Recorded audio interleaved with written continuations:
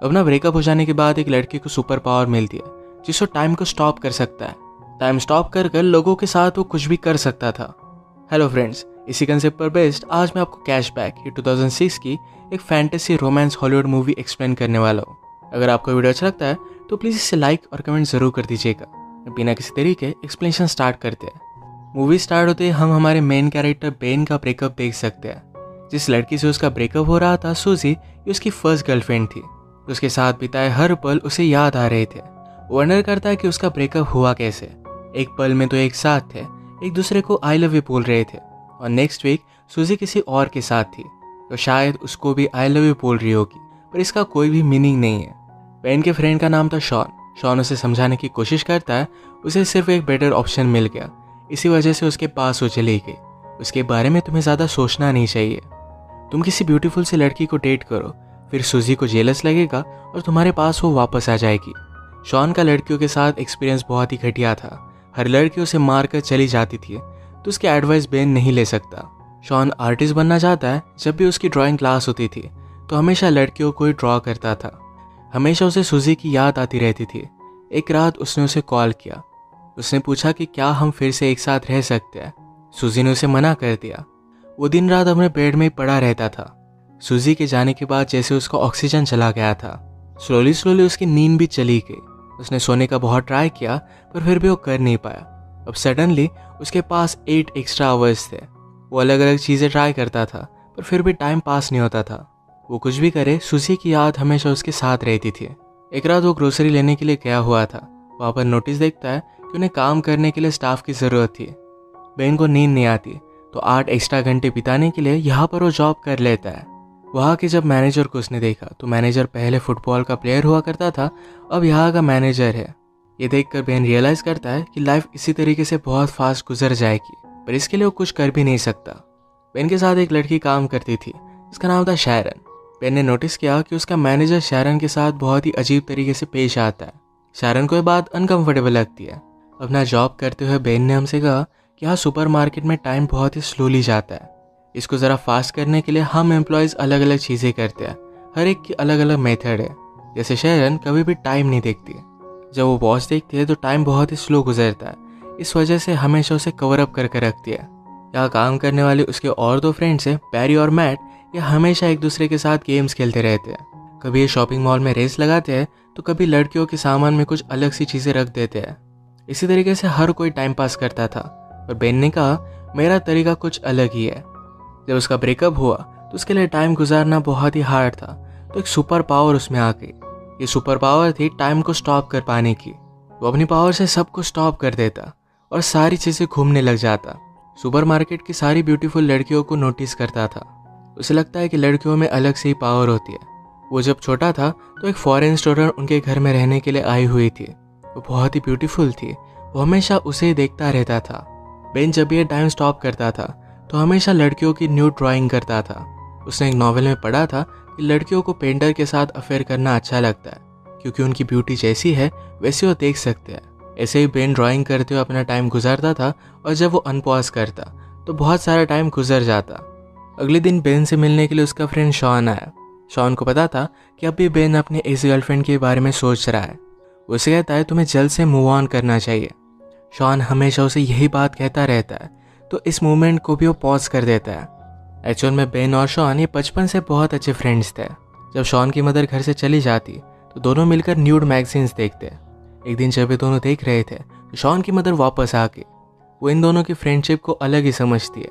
आज Shawn Ben से कह रहा था तुम्हें स्ट्रिप क्लब वगैरह मेरे साथ चलना चाहिए। सुनकर बेन को अपने बचपन का एक किस्सा याद आता है। उनकी स्टेज पर एक लड़की थी जो पैसों के लिए न्यूड होती थी। ये सारे फ्रेंड्स लाइन लगाकर उसे मिलने के लिए जाते थे। इसके बाद हम देखते हैं अगले दिन बेन और शैरन की नज़रों से नज़रें मिली थी। लॉकर रूम में शैरन को ज़रा भूख लगी थी तो बेन का सैंडविच मांग लेती है। सैंडविच का पिकल शैरन के गाल पर लग गया था। जैसे कि बॉलीवुड मूवीज़ में होता है वैसे एक रोमांटिक सा इनका मूवमेंट हुआ। ये मूवमेंट बेन जाने नहीं देना चाहता था, इसे फ्रीज कर रखना चाहता था, पर शैरन चली गई। वो कुछ भी कर नहीं पाया। उसे अच्छा लग रहा था कि सूजी से मूव ऑन कर अब वो शैरन को लाइक करने लग गया है। तभी उसके फ्रेंड ने डिस्कस कर रहे थे। मैट कहता है आज मैंने शैरन को डेट के लिए पूछा। मैट इसके लिए बहुत ही एक्साइटेड था, पर बेन को बहुत बुरा लगता है। बेन हमसे कहता है हमेशा मेरे साथ ऐसी चीज़ें होती रहती है, तो जिसको भी लाइक करता है उससे दूर चले जाते हैं। वो जब छोटा था तो अपनी टीचर को लाइक करता था, पर टीचर के साथ कुछ भी हो नहीं सकता। उसकी और एक क्लासमेट थी जिसको बहुत लाइक करता था। एक दिन उस लड़की का एक्सीडेंट हो गया। उसके प्लास्टर पर हर कोई ग्राफिटी बनाता था। बेन हमेशा उसे देखता रहता, तो उस लड़की ने उसे अप्रोच किया। बेन ने भी अपनी सिग्नेचर उस प्लास्टर पर बनाई। जब उस लड़की का प्लास्टर निकला तो उसका पूरा हाथ हेयर से भर गया था। सब लोग उसे चिढ़ाने लग गए। वो अकेली पड़ गई थी, तो बेन उसके पास आकर बैठा। कहा कि तुम जैसी हो वैसे ही ब्यूटीफुल हो। इसके बाद एक गर्लफ्रेंड बॉयफ्रेंड बन गए थे। एक दिन बेन ने उसे स्कूल के पीछे बुलाया। उसके पास आई और पूछती है क्या तुम मुझे किस करना चाहते हो। बेन कहता है कि हाँ, पर कल तुम मुझे यहाँ मिलना। कल स्कूल में कोई भी नहीं होता। कल हॉलीडे था तो उन्हें कोई भी डिस्टर्ब नहीं करता। अगले दिन बेन ने उसका बहुत वेट किया, पर वो आई ही नहीं। बाद में उसे पता चला कि उस लड़की का ट्रांसफ़र हो गया है। फिर से हम प्रेजेंट में देखते हैं कि बेन और शॉन बात कर रहे थे। बेन ने शारन के बारे में शॉन को बताया, पर वो ये भी कहता है मैट और शारन आज मूवी देखने के लिए जाने वाले हैं। शॉन ने कहा कि वो सिर्फ एज अ फ्रेंड्स मूवी देखने के लिए जा रहे होंगे, उनके बीच में कुछ है ऐसा कंपलसरी नहीं। पर जब नेक्स्ट डे बेन काम पर जाता है तो मैट अपने फ्रेंड से शारन के बारे में बात कर रहा था। वो बता रहा था कि वो और शारन कल रात इंटीमेट हुए। बेन का दिल टूट जाता है। इसी मोमेंट पर उनके मैनेजर उनके पास आए। कहते हैं मेरे एक ओल्ड फ्रेंड के साथ मैंने बेट लगाई थी, उसकी टीम के साथ हम सबको मिलकर फुटबॉल खेलना है। इस फुटबॉल मैच पर मैट को सपोर्ट करने के लिए शारन भी आई हुई थी। इनमें से किसी को भी फुटबॉल खेलना आता नहीं था, तो बहुत ही बुरी तरीके से हार रहे थे। ऑपोजिट टीम के 26 गोल हो गए थे, उनके 0 ही थे। बेन को बोर होने लग जाता है, तो टाइम को फिर से उसने स्टॉप कर दिया। बेन हमसे कहता है मुझे हमेशा यहाँ पर बहुत ही ज़्यादा सेफ लगता है, कोई भी उसे डिस्टर्ब नहीं कर सकता। वो कैफेटेरिया में गया तो अचानक से उसे कुछ आवाज़ आई। वो आसपास देखने लग जाता है। एक आदमी अनफ्रीज होकर वहाँ से भाग गया। बेन सिर्फ अकेला नहीं है जो टाइम स्टॉप कर कर घूम फिर सकता है। घूम फिर कर बेन फिर से मैच में वापस आया। इनका लास्ट गोल था, तो मैट ने जोर से फुटबॉल को किक किया तो मैनेजर की नाक को तोड़ देता है। उसे हॉस्पिटल लेकर गया। बेन को कहकर जाता है कि शारन को घर छोड़ देना। बेन और शारन फिर कॉफ़ी के लिए आए।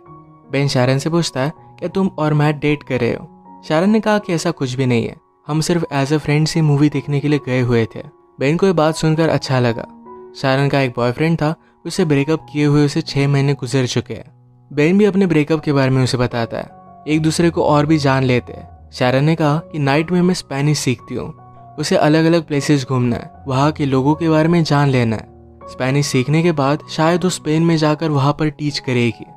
उसे साउथ अमेरिका भी बहुत अच्छा लगता है, तो वहाँ पर भी वो जाना चाहती थी। वो बेन को उसके ड्रीम्स के बारे में पूछती है। बेन ने कहा कि मुझे ड्रॉ करना बहुत अच्छा लगता है, शायद एक दिन उसकी भी आर्ट गैलरी में एग्जीबिशन होगा। शारन ने कहा कि मैं हमेशा एक आर्टिस्ट से मिलना चाहती थी, वो वर्ल्ड की किसी भी चीज़ में ब्यूटी देख सकते हैं। ये बात शारन को बेन की बहुत अच्छी लगी। बेन ने शारन को घर पर छोड़ दिया। ये दोनों किस करने वाले थे, पर ये सही से हो नहीं पाई। अगले दिन मैनेजर ने अनाउंस किया कि उसका बर्थडे आने वाला है, तो सबको उसके घर पर पार्टी के लिए आना पड़ेगा। शारन फिर बेन से पूछती है क्या उस रात तुम मेरे साथ चलोगे। बेन इसके लिए हाँ कहता है। इन दोनों की एक ऑफिशियल डेट थी। मैनेजर ने बेन को बुलाया, कहा कि बर्थडे पर एक सरप्राइज स्ट्रिपर भी होनी चाहिए, इसका इंतजाम तुम करोगे। बेन को पता नहीं था कि वो कैसे करेगा, पर वो शॉन की हेल्प लेता है। शॉन को इन सब चीज़ों के बारे में बहुत ही अच्छी नॉलेज होती है, तो उसे एक पब में वो लेकर गया। वो एक लड़की से बात करता है, पर उस लड़की ने कहा कि मैं उस रात बहुत ही बिजी हूँ, मेरे एक फ्रेंड को वहाँ पर मैं भेज दूंगी। कल रात के बाद बेन को हर जगह पर शारन ही दिख रही थी। वो टाइम को स्टॉप कर कर हमेशा उसे ही ड्रॉ करता। ऐसे ही कुछ दिन बीत गए और कल मैनेजर का बर्थडे था। तो शारन बेन से पूछती है क्या तुम अब भी मेरे साथ डेट पर चलना चाहते हो। बेन कहता है कि ऑफकोर्स चलना चाहता हो। जाते वक्त शारन बेन को प्रॉपरली किस कर कर गई। इतने दिन तक बेन को नींद नहीं आई थी, पर आज रात वो बहुत सोया। उठने के बाद उसे एक आर्ट गैलरी से कॉल आता है।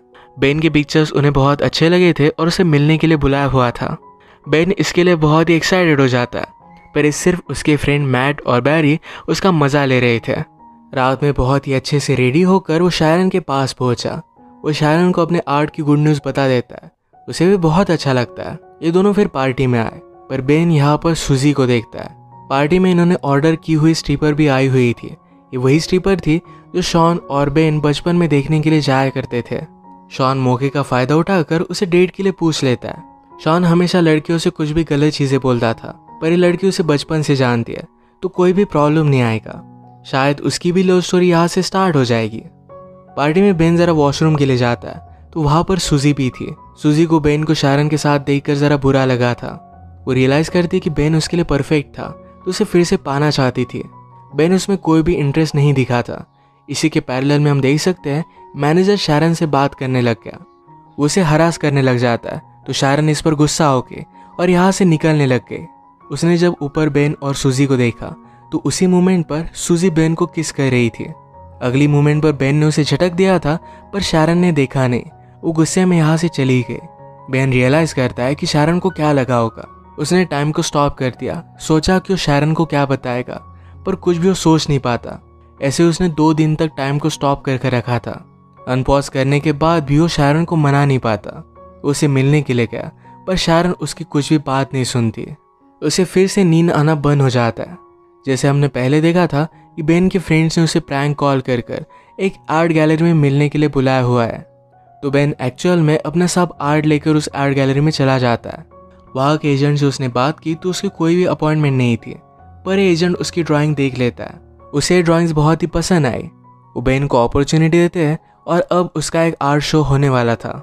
इसका इनविटेशन बेन शारन को देकर आता है। इस एग्जीबिशन ने शारन की बेन ने जो भी ड्राइंग्स बनाई थी सिर्फ यही लगाई हुई थी। ये सब कुछ बहुत ही ब्यूटीफुल था। बेन से एक आर्ट के एजेंट बात करने लगे। कहती है मुझे तुम्हारी ड्राइंग्स बहुत ही पसंद आई। वो न्यूयॉर्क से थी तो उसे बहुत बड़ी अपॉर्चुनिटी दे सकती थी। बात करते हुए बेन ने नोटिस किया कि शारन भी ये शो देखने के लिए आई हुई है। ये आर्ट एजेंट उसे पूछ रही थी कि फ्यूचर में तुम क्या करना चाहोगे। बेन कहता है कि मुझे साउथ अमेरिका में जाकर ट्रैवल करके ड्राइंग करनी है। एक्चुअल में शारन का ड्रीम था तो उसे साउथ अमेरिका में ट्रैवल करना है, तो बेन भी उसी के साथ ट्रैवल करके ड्रॉ करना चाहता था। शारन उसकी सारी ड्राइंग्स देखकर बेन को माफ़ कर देती है। बेन फिर से उसे सॉरी कहता है, पर शारन ने कहा कि पेंटिंग्स देखकर मैं सब कुछ समझ गई हूँ। बेन ने पूछा कि क्या तुम मुझ पर ट्रस्ट करती हो। शारन ने कहा कि हाँ करती हूँ। शारन को उसने आँख बंद करने के लिए कहा। उसे किस करता है और उसी मोमेंट पर उसने टाइम को स्टॉप कर दिया। अब जब टाइम स्टॉप हो गया था तो बेन के साथ शारन भी आसपास घूम सकती थी। बाहर स्नो गिर रहा था तो शारन को बेन बाहर लेकर आया। इसी में वो किस करते हैं और इसी के साथ इनकी लव स्टोरी स्टार्ट हुई। बेन हमसे कहता है लाइफ में बहुत सारे मोमेंट्स होते हैं जो ऐसे ही चले जाते हैं, पर अगर आपको लाइफ की ब्यूटी को अप्रिशिएट करना है, किसी के प्यार में पड़ना है, तो एक बार ज़रा रुक जाओ, इस मोमेंट को अप्रिशिएट करो, कभी भी उन्हें जाने मत दो।